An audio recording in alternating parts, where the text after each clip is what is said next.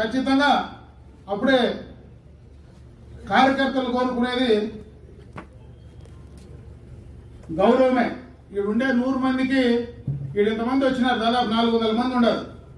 400 మందికి ఫ్యామిలీ సభ్యుల్లో భాగాలు లేవు, కొంతమందికే ఉన్నాయి. ఉండే వాళ్ళంతా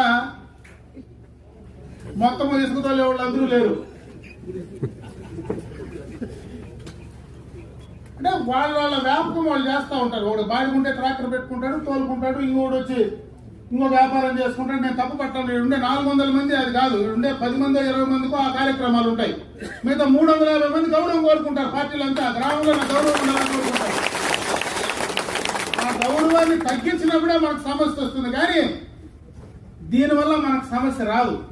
దాన్ని కాపాడుకోవాల్సిన బాధ్యత పార్టీ పరంగా ఖచ్చితంగా, నాయకత్వం పరంగా ఖచ్చితంగా ఉంది. నాకైతే అంతో ఇంతో 45 ఏళ్ళు అయిపోయింది కాబట్టి నాకు బుద్ధి పరిపక్వతనే ఉంది కాబట్టి నేనైతే ఖచ్చితంగా ఎవరుండే లేకపోయినా కార్యకర్తల గౌరవాన్ని కాపాడేదాన్ని నేను ఉండేంత వరకు కార్యకర్తల గౌరవం లోటు లేకుండా చేసే పూచి బాధ్యత నాది. మీకు అర్థమై ఉంటుంది. నేను నన్ను అధికారంలోనే చూసినారు, ప్రతిపక్షంలోనే చూసినారు, ఇంట్లోనే చూసినారు, బయట చూసినారు.